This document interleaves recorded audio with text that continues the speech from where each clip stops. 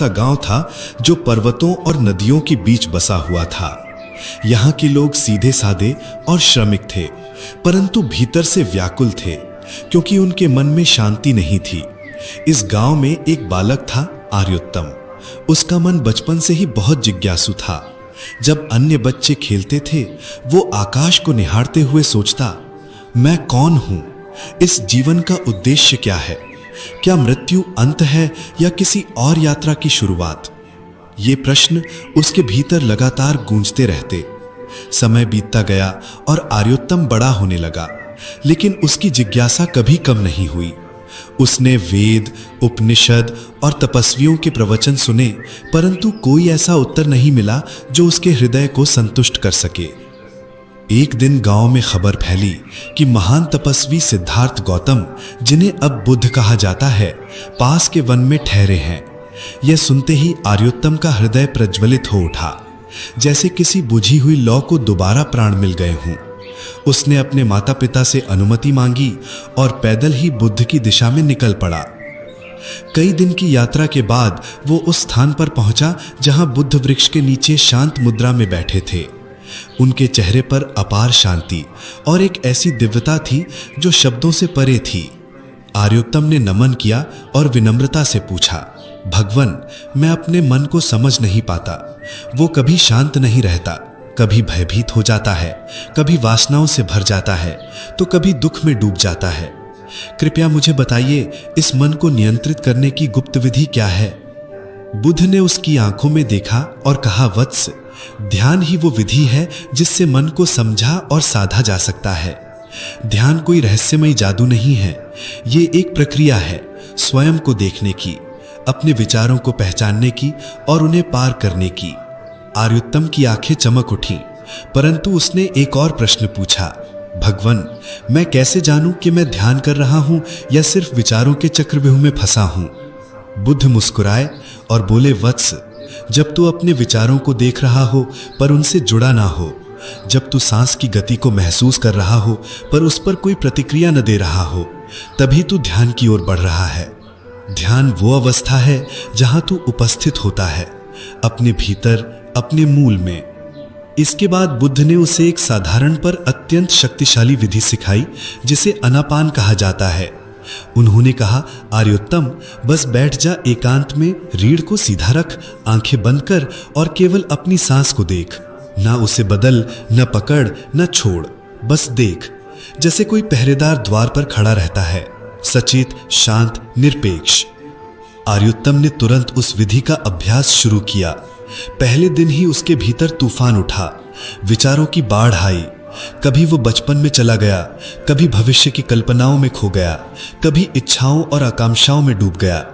उसने डरते हुए बुद्ध से कहा, भगवन, मेरा ध्यान तो बिखर जाता है, मैं असफल हूं। बुद्ध ने गंभीर होकर उत्तर दिया, वत्स, जब तू ये देख पाता है कि तू बिखर गया है, तभी ध्यान आरंभ होता है। असफलता नहीं है ये, बल्कि जागरूकता का प्रथम कदम है। अभ्यास ही इस मार्ग की कुंजी है। आर्योत्तम ने हर दिन, हर रात ध्यान करना शुरू किया। धीरे धीरे उसकी आंखों में स्थिरता आने लगी, उसकी चाल में सहजता और उसके शब्दों में करुणा झलकने लगी। उसके भीतर कोई परिवर्तन हो रहा था जिसे वो शब्दों में व्यक्त नहीं कर सकता था। एक दिन ध्यान करते समय उसे अपने मन की गहराई में एक अनूठा अनुभव हुआ। उसने देखा कि उसका मन समुद्र की भांति है। ऊपर लहरें उठती हैं, परंतु गहराई में पूर्ण शांति है। उसी क्षण उसे यह भी अनुभव हुआ कि सभी दुखों की जड़ इच्छा है और ध्यान वो नौका है जो इसे पार कर सकती है। बुद्ध ने तब उसे बताया कि ध्यान का अंतिम लक्ष्य आत्मा को उसके मूल स्वभाव से जोड़ना है। ये कोई सिद्धि प्राप्त करने की प्रक्रिया नहीं, बल्कि स्वज्ञान की यात्रा है। उन्होंने कहा, जब तू अपने भीतर पूरी तरह उपस्थित हो जाएगा, तब तू देखेगा कि तू प्रकृति से अलग नहीं है, तू ब्रह्मांड का हिस्सा है। तब ना सुख बंधेगा न दुख, तब तू स्वतः ही प्रेम बन जाएगा, शांति बन जाएगा।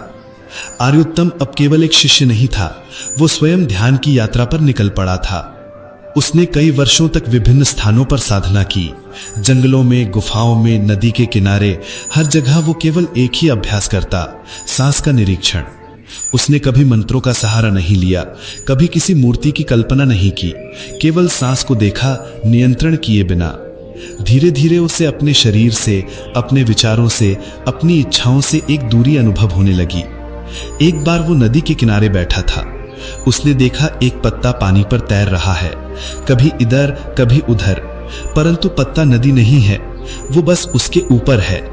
उसी तरह विचार भी मन पर तैरते हैं, परंतु वे मन नहीं है। उस दिन आर्योत्तम को एक असीम आनंद की अनुभूति हुई। वो कई घंटे तक ध्यान में डूबा रहा। जब वो उठा तो उसका चेहरा सूर्य जैसा चमक रहा था। गांव लौटने पर लोग उसे पहचान नहीं पाए।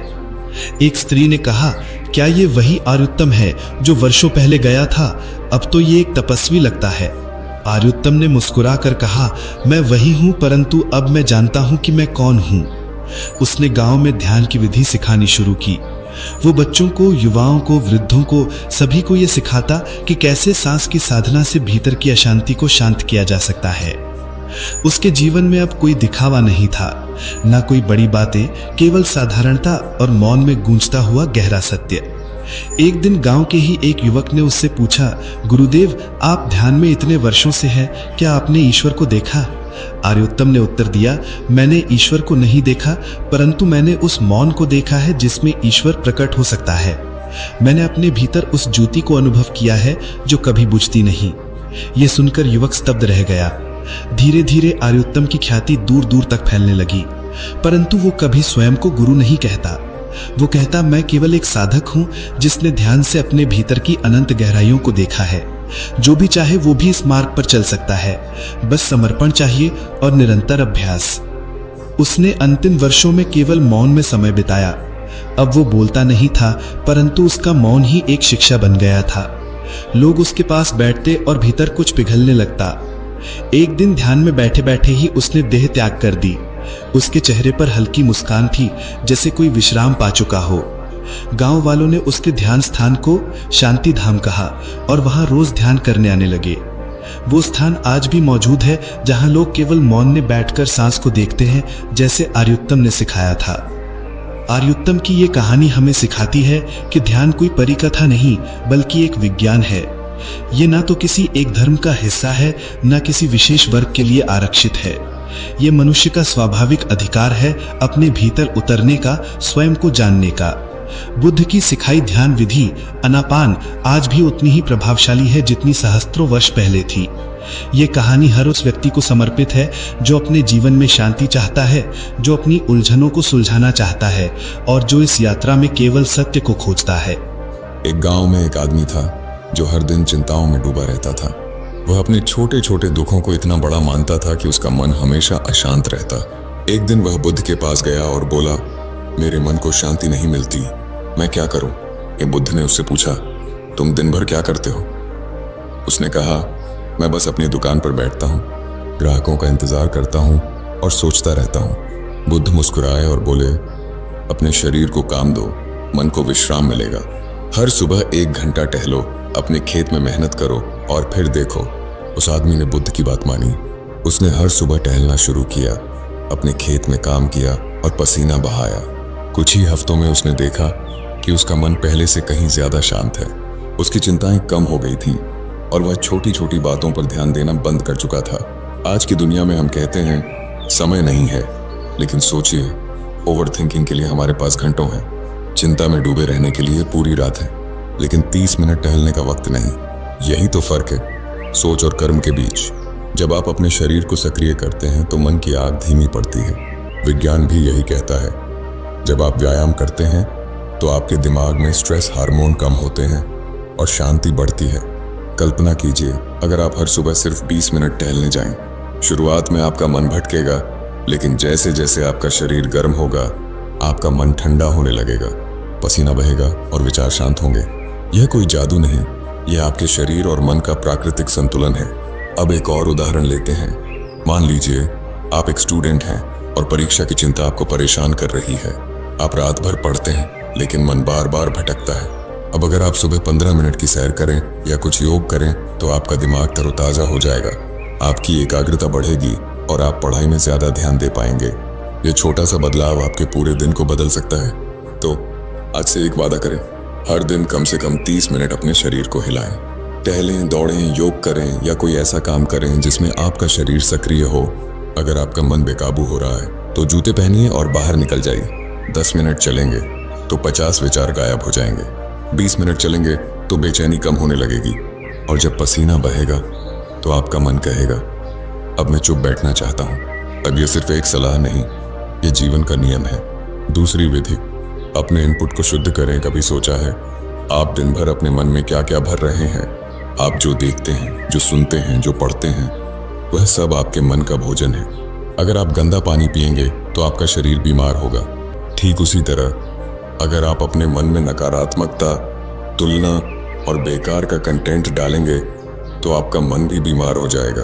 बुद्ध ने कहा था, तुम वही बनते हो जो तुम सोचते हो, और तुम वही सोचते हो जो तुम अपने मन को खिलाते हो। और आज की दुनिया में हमारा मन हर पल कुछ न कुछ ग्रहण कर रहा है। सोशल मीडिया, न्यूज़, गॉसिप, नकारात्मक लोग, यह सब हमारे मन में धीरे धीरे जमा हो रहा है। और फिर हम आश्चर्य करते हैं कि हमारा मन शांत क्यों नहीं है। एक बार एक शिष्य ने बुद्ध से पूछा, मैं सकारात्मक सोचना चाहता हूँ लेकिन मेरा मन बार बार नकारात्मक विचारों में चला जाता है। बुद्ध ने जवाब दिया, तुम अपने मन को क्या दिखा रहे हो? अगर तुम दिन भर दूसरों की निंदा सुनते हो तो तुम्हारा मन भी निंदा करना सीखेगा। अगर तुम प्रेरणा और सच्चाई सुनते हो तो तुम्हारा मन भी प्रेरित होगा। आज की दुनिया में सोशल मीडिया हमारे मन का सबसे बड़ा इनपुट है। लेकिन क्या आपने कभी अपने फीड को देखा है? कितने पोस्ट आपको प्रेरित करते हैं और कितने आपको तुलना करने, जलन करने या खुद को कम आंकने के लिए मजबूर करते हैं? अगर आप दिन भर ऐसे वीडियो देखते हैं जिनमें लोग एक दूसरे को नीचा दिखा रहे हैं या सिर्फ दिखावा कर रहे हैं, तो आपका मन भी वैसा ही बन जाएगा। वह शांति की जगह शोर मांगेगा। एक कहानी सुनिए। एक शहर में एक लड़की थी जो हर सुबह उठते ही अपने फोन में रील्स देखती थी। वह दूसरों की जिंदगी देखकर खुद को कमतर महसूस करती थी। उसे लगता था सब मुझसे आगे हैं, मेरी जिंदगी में कुछ खास नहीं है। उसकी बेचैनी बढ़ती गई और वह हर समय उदास रहने लगी। एक दिन उसने एक दोस्त से अपनी परेशानी साझा की। दोस्त ने कहा, एक हफ्ते के लिए सोशल मीडिया छोड़ दो, इसके बजाय हर सुबह कुछ प्रेरणादायक पढ़ो या सुनो। उस लड़की ने कोशिश की। उसने सुबह बुद्धा इंस्पायर्ड के वीडियो देखने शुरू किए, कुछ अच्छी किताबें पढ़ी और प्रेरणादायक पॉडकास्ट सुने। धीरे धीरे उसका मन शांत होने लगा। उसे एहसास हुआ कि उसकी जिंदगी में भी बहुत कुछ खूबसूरत है, बस उसे देखने की नजर चाहिए थी। आपके मन का रिमोट आपके हाथ में है। आप तय करते हैं कि उसे क्या दिखाना है। अगर आप अपने मन को सकारात्मक, प्रेरणादायक और शांत चीजें दिखाएंगे तो वह भी वैसा ही बन जाएगा। लेकिन अगर आप उसे नकारात्मकता और तुलना का जहर देंगे तो वह बेचैन हो जाएगा। तो आज से एक छोटा सा बदलाव करें। सुबह उठकर सबसे पहले फोन न उठाएं। इसके बजाय 10 मिनट कुछ ऐसा पढ़ें या सुनें जो आपके मन को सुकून दे। चाहे वह बुद्ध की कोई कहानी हो, कोई अच्छी किताब हो या बुद्धा इंस्पायर्ड का कोई वीडियो। अपने सोशल मीडिया फीड को साफ करें। उन लोगों को अनफॉलो करें जो आपको तुलना करने या नकारात्मक सोचने के लिए मजबूर करते हैं। इसके बजाय उन लोगों को फॉलो करें जो आपको प्रेरित करते हैं, सिखाते हैं और आपके मन को शांति देते हैं। हर दिन कुछ ऐसा देखें, पढ़ें या सुनें जो आपके भीतर की अच्छाई को जगाए। यह छोटा सा बदलाव आपके मन को एक नई दिशा देगा। आप देखेंगे आपकी सोच साफ होगी, आपकी भावनाएं स्थिर होंगी और आपका मन धीरे धीरे आपका दोस्त बन जाएगा। तीसरी विधि, लिखकर मन को खाली करें। कभी कभी हमारा मन इतना शोर करता है कि लगता है जैसे दिमाग फट जाएगा। एक के बाद एक विचार आते हैं, गुस्सा, दुख, उलझन, पछतावा, और हम समझ ही नहीं पाते कि हमें क्या हो रहा है। ऐसे में एक साधारण सा उपाय है, लिखना। जी हाँ, बस एक पेन और कागज लें और अपने मन को बहने दें। बुद्ध ने एक बार अपने शिष्यों से कहा था, अपने विचारों को समझने के लिए उन्हें देखना पड़ता है और उन्हें देखने का सबसे अच्छा तरीका है उन्हें शब्दों में उतारना। जब आप लिखते हैं तो आपके विचार आपके सामने आकार लेते हैं। जो उलझनें आपके दिमाग में गूंज रही थीं, वे कागज पर उतरकर शांत हो जाती हैं। एक बार एक व्यापारी बुद्ध के पास गया। वह बोला, मेरे मन में हर समय डर रहता है। मुझे लगता है मेरा व्यापार डूब जाएगा, मेरे लोग मुझसे नाराज हो जाएंगे, मैं क्या करूं? फिर बुद्ध ने उससे कहा, हर रात अपने डर को कागज पर लिखो। जो भी मन में आए उसे बिना डरे, बिना संकोच के उतार दो। व्यापारी ने ऐसा किया। उसने अपने डर, अपनी चिंताएं और अपनी उलझनें लिखनी शुरू की। कुछ ही दिनों में उसे एहसास हुआ कि उसके डर उतने बड़े नहीं थे जितना वह सोचता था। जब वह उन्हें कागज पर देखता तो वे छोटे लगने लगते थे। धीरे धीरे उसका मन हल्का होने लगा और वह अपने व्यापार पर ज्यादा ध्यान दे पाया। लिखना कोई साधारण काम नहीं है, यह आपके मन की सफाई है। जैसे आप हर दिन अपने शरीर को नहलाते हैं, वैसे ही अपने मन को खाली करना भी जरूरी है। अगर आप अपने विचारों को अंदर ही जमा होने देंगे तो वे सड़ने लगेंगे, वे आपकी शांति को खा जाएंगे। लेकिन जब आप उन्हें लिखते हैं तो वे बाहर निकल जाते हैं और आपका मन हल्का हो जाता है। आज की दुनिया में हम बोलना तो जानते हैं, लेकिन खुद से बात करना भूल गए हैं। हम मोबाइल पर टाइप कर सकते हैं, लेकिन कागज पर अपने मन की बात उतारना हमें पुराना लगता है। लेकिन यही वह दूरी है जो हमें अपने आप से अलग करती है। जब आप लिखते हैं तो आप अपने सबसे सच्चे दोस्त खुद से बात करते हैं। आपको कोई किताब लिखने की जरूरत नहीं है, बस एक डायरी लें और जो मन में आए उसे लिखें। गुस्सा है तो लिखें, मैं गुस्से में हूँ। डर लग रहा है तो लिखें, मुझे डर लग रहा है। अगर खुशी है तो उसे भी लिखें। कोई नियम नहीं, कोई सही गलत नहीं, बस लिखें। आप देखेंगे जैसे जैसे शब्द कागज पर उतरेंगे आपका मन हल्का होने लगेगा। एक और उदाहरण लेते हैं। एक माँ थी जो अपने बच्चों की चिंता में हर समय परेशान रहती थी। वह रात भर सो नहीं पाती थी क्योंकि उसके मन में सवाल घूमते रहते थे। मेरे बच्चे सही रास्ते पर हैं या नहीं? क्या मैं एक अच्छी माँ हूँ? एक दिन उसने लिखना शुरू किया। उसने अपने डर, अपनी चिंताएं और अपनी उम्मीदें लिखी, और फिर उसने अपने बच्चों के लिए अपनी खुशियां भी लिखी। जैसे जब उसका बेटा पहली बार साइकिल चला या जब उसकी बेटी ने उसे गले लगाया। धीरे धीरे उसका मन शांत होने लगा। उसे एहसास हुआ कि चिंता करने से ज्यादा उसे अपने बच्चों के साथ समय बिताने की जरूरत है। लिखना आपके मन का आईना है। यह आपको दिखाता है कि आप वास्तव में क्या सोच रहे हैं, और सबसे बड़ी बात, यह आपको उन विचारों को छोड़ने की ताकत देता है जो आपको परेशान कर रहे हैं। महीनों बाद जब आप अपनी डायरी पढ़ेंगे तो आपको अपने आप में आए बदलाव पर आश्चर्य होगा। आप देखेंगे कि आप कितने मजबूत हो गए हैं। तो आज से एक छोटा सा कदम उठाएं। हर दिन 5-10 मिनट लिखने के लिए निकालें। कुछ भी लिखें, आपका गुस्सा, आपका डर, आपकी खुशी। यह आपके मन की सफाई का सबसे आसान तरीका है। चौथी विधि, मन को एक उद्देश्य दें। एक खाली मन शैतान का घर बन जाता है। यह कोई साधारण कहावत नहीं, बल्कि एक गहरी सच्चाई है। जब आपके मन को यह कहानी आप धार्मिक संकल्प चैनल पर सुन रहे हैं। में फंस जाता है। पुरानी बातें, बेकार के सवाल और अनावश्यक चिंताएं आपके मन को घेर लेती हैं। लेकिन जब आप अपने मन को एक उद्देश्य देते हैं तो यह उलझनों से निकलकर रचनात्मकता की ओर बढ़ता है। बुद्ध ने कहा था, मन एक तलवार की तरह है, इसे सही दिशा में इस्तेमाल करो तो यह तुम्हारी रक्षा करेगा, गलत दिशा में इस्तेमाल करो तो यह तुम्हें चोट पहुंचाएगा। अपने मन को एक छोटा सा लक्ष्य दें, चाहे वह कोई नई स्किल सीखना हो, कोई किताब पढ़ना हो या अपने परिवार के लिए कुछ अच्छा करना हो। एक बार एक जवान लड़के ने बुद्ध से पूछा, मेरे मन में हर समय बेचैनी रहती है, मुझे लगता है मेरी जिंदगी में कोई मतलब नहीं है। बुद्ध ने उससे पूछा, तुम दिन भर क्या करते हो? लड़के ने कहा, मैं बस समय बिताता हूँ, दोस्तों के साथ गप्पे मारता हूँ या घर पर बैठकर मोबाइल चलाता हूँ। बुद्ध ने कहा, अपने मन को एक काम दो, कुछ ऐसा जिसमें तुम्हारा दिल लगे। लड़के ने सोचा और फैसला किया कि वह अपने गांव के बच्चों को पढ़ाना शुरू करेगा। उसने हर दिन कुछ घंटे बच्चों को गणित और कहानियां सिखाने शुरू की। धीरे धीरे उसकी बेचैनी कम हो गई। उसे एहसास हुआ कि उसकी जिंदगी में अब एक मकसद है। उसका मन अब बेकार की बातों में नहीं भटकता था। आज की दुनिया में डिस्ट्रैक्शन हर जगह है। सोशल मीडिया, न्यूज और बेकार की बातें हमारे मन को खाली रखती हैं। लेकिन एक खाली मन कभी शांत नहीं रह सकता। उसे एक दिशा चाहिए, एक लक्ष्य चाहिए। यह लक्ष्य बड़ा होना जरूरी नहीं है, यह छोटा सा भी हो सकता है। जैसे हर दिन 10 पेज पढ़ना, एक नई भाषा सीखना या अपने घर को सजाने का काम शुरू करना। एक और उदाहरण लेते हैं। एक ऑफिस में काम करने वाला लड़का हर दिन थकान और तनाव में रहता था। उसे लगता था कि उसकी जिंदगी बस काम और नींद के बीच घूम रही है। एक दिन उसने फैसला किया कि वह हर हफ्ते एक नई रेसिपी सीखेगा। उसने खाना बनाना शुरू किया और धीरे धीरे यह उसका जुनून बन गया। जब वह रसोई में होता तो उसका मन पूरी तरह उस काम में डूब जाता। उसकी थकान और तनाव कम हो गए क्योंकि अब उसके मन को एक मकसद मिल गया था। तो अपने मन को एक छोटा सा लक्ष्य दें। यह आपके मन को व्यस्त रखेगा और बेकार की उलझनों से बचाएगा। आप देखेंगे जैसे ही आपका मन काम में डूबेगा, उसका शोर संगीत में बदल जाएगा।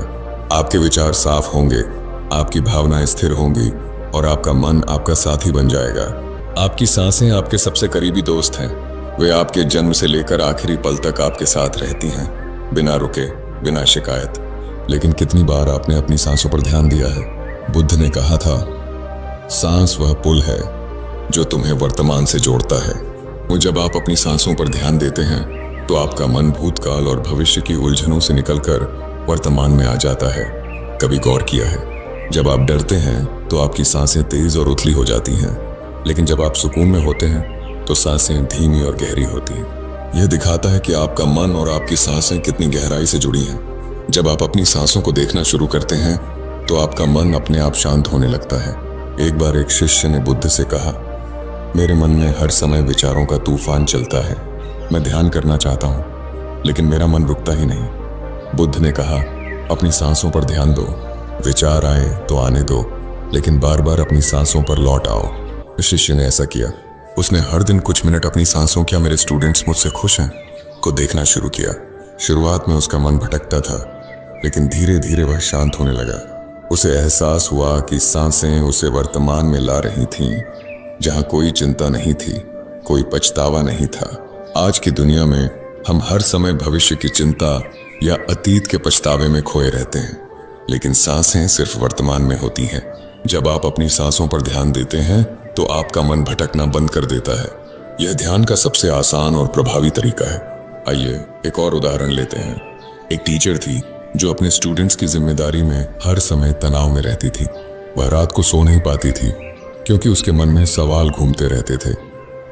क्या मैं अच्छा पढ़ा रही हूँ? एक दिन उसने एक दोस्त की सलाह पर सांसों का अभ्यास शुरू किया। उसने हर सुबह 5 मिनट शांत बैठकर अपनी सांसों को देखना शुरू किया। धीरे धीरे उसका तनाव कम होने लगा। वह अपने स्टूडेंट्स के साथ ज्यादा धैर्य से पेश आने लगी और उसकी नींद भी बेहतर हो गई। यह कोई जादू नहीं है। विज्ञान भी कहता है कि गहरी सांसें आपके दिमाग को संदेश देती हैं कि सब ठीक है। यह आपके स्ट्रेस हार्मोन को कम करती हैं और शांति को बढ़ाती हैं। तो आज से एक छोटा सा अभ्यास शुरू करें।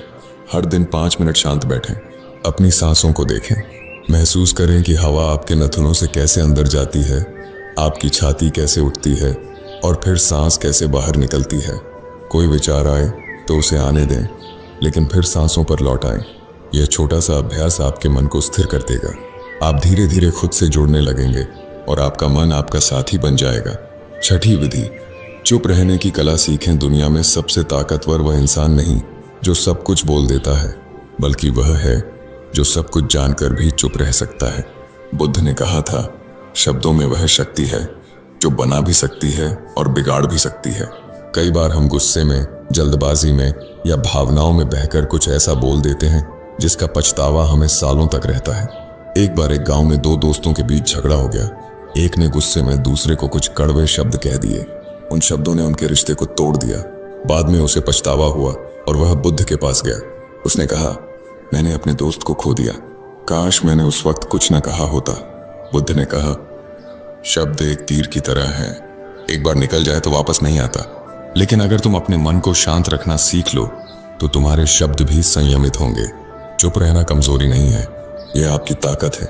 जब कोई आपको उकसाए, कोई ताना मारे या आपका मन गुस्से से भर जाए तो रुकें, एक गहरी सांस लें और अपने आप से पूछें, क्या यह कहना जरूरी है? आपकी चुप्पी आपके मन को नियंत्रण में रखने का सबसे बड़ा हथियार है। एक और उदाहरण लेते हैं। एक ऑफिस में एक कर्मचारी था जिसे उसका बॉस हर दिन कुछ ना कुछ ताना मारता था। वह हर बार जवाब देता और बात बढ़ जाती। एक दिन उसने फैसला किया कि वह चुप रहेगा। जब बॉस ने उसे फिर से ताना मारा तो उसने सिर्फ मुस्कुराकर जवाब दिया। धीरे धीरे बॉस का व्यवहार बदलने लगा। कर्मचारी ने देखा कि उसकी चुप्पी ने न केवल ऑफिस का माहौल बेहतर किया, बल्कि उसके मन को भी शांत रखा। चुप रहने की कला सीखना आसान नहीं है, लेकिन यह आपके मन को एक गहरी शक्ति देता है। जब आप चुप रहते हैं तो आप अपने विचारों को नियंत्रित करते हैं। आप अपने गुस्से को, अपनी भावनाओं को और अपने अहंकार को हावी होने से रोकते हैं। तो अगली बार जब कोई आपको उकसाए या आप गुस्से में कुछ बोलने वाले हों तो रुकें, एक गहरी सांस लें, अपने मन को शांत करें और फिर तय करें कि क्या बोलना है। आप देखेंगे आपकी चुप्पी आपके रिश्तों को बचाएगी और आपके मन को सुकून देगी। 7वीं विधि, कृतज्ञता का अभ्यास करें। बुद्ध ने कहा था, जो पास है उसे गले लगाओ, जो नहीं है उसकी चिंता छोड़ दो। हमारा मन अक्सर उसकी कमी में उलझ जाता है जो हमारे पास नहीं है। हम सोचते हैं, काश मेरे पास ज्यादा पैसा होता, काश मेरी जिंदगी ऐसी होती। लेकिन अगर हम उसकी कद्र करना शुरू करें जो हमारे पास है, तो हमारा मन अपने आप शांत हो जाता है। एक बार एक गरीब किसान बुद्ध के पास गया। उसने कहा, मेरे पास कुछ नहीं है, मैं हर समय दुखी रहता हूं। बुद्ध ने उससे पूछा, तुम्हारे पास क्या है? किसान ने कहा, मेरे पास एक छोटा सा घर है, मेरी पत्नी, मेरे बच्चे और मेरा खेत। वे बुद्ध मुस्कुराए और बोले, हर रात सोने से पहले अपने मन में उन चीजों को गिनो जो तुम्हारे पास हैं, उनके लिए कृतज्ञता महसूस करो। लेकिन किसान ने ऐसा किया। उसने हर रात अपने परिवार, अपने घर और अपनी मेहनत के लिए शुक्रिया अदा करना शुरू किया। धीरे धीरे उसका मन शांत होने लगा। उसे एहसास हुआ कि उसके पास कमी नहीं बल्कि बहुत कुछ है। कृतज्ञता आपके मन को एक नई नजर देती है। यह आपको दिखाती है कि आपकी जिंदगी में कितना कुछ खूबसूरत है। जब आप कृतज्ञता का अभ्यास करते हैं तो आपका मन कमी की ओर नहीं बल्कि प्रचुरता की ओर देखने लगता है। बुद्ध ने अपने प्रिय शिष्य आनंद से अपने अंतिम समय में कहा था, आनंद, तुम अपने दीपक स्वयं बनो, अपनी शरण स्वयं ग्रहण करो, किसी और की शरण मत ढूंढो। धर्म को अपना दीपक बनाओ, धर्म की शरण ग्रहण करो, किसी और शरण की नहीं। इसका अर्थ है कि हमें अपने विवेक, अपनी बुद्धि और अपने अनुभव पर भरोसा करना सीखना होगा। दूसरों की बातें सुने, उनसे सीखें, लेकिन अंतिम निर्णय आपका अपना होना चाहिए जो आपकी अपनी समझ और अनुभव पर आधारित हो।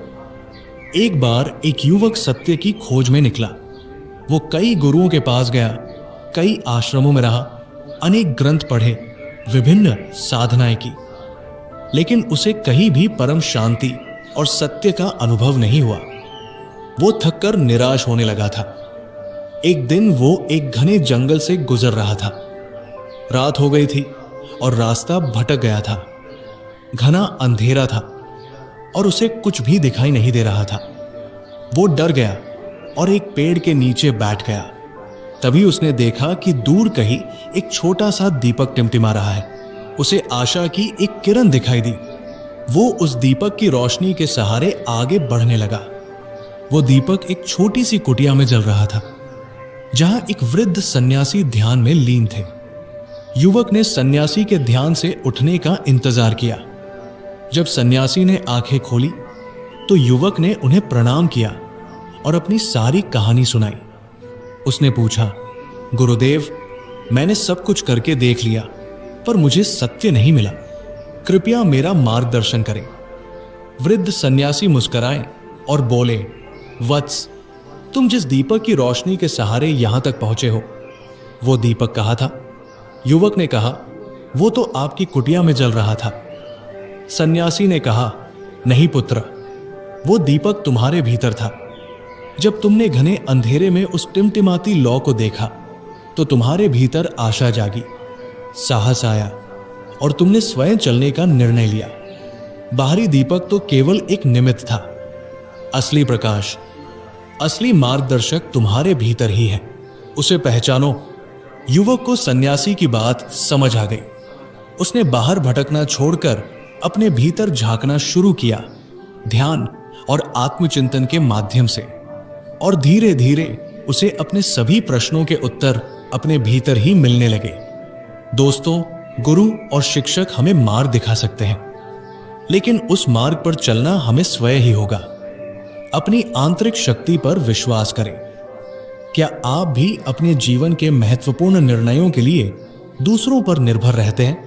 आज से अपने भीतर की आवाज को सुनना शुरू करें। कमेंट में लिखें, मैं अपना प्रकाश स्वयं हूं। यह शिक्षा आपको कैसी लगी?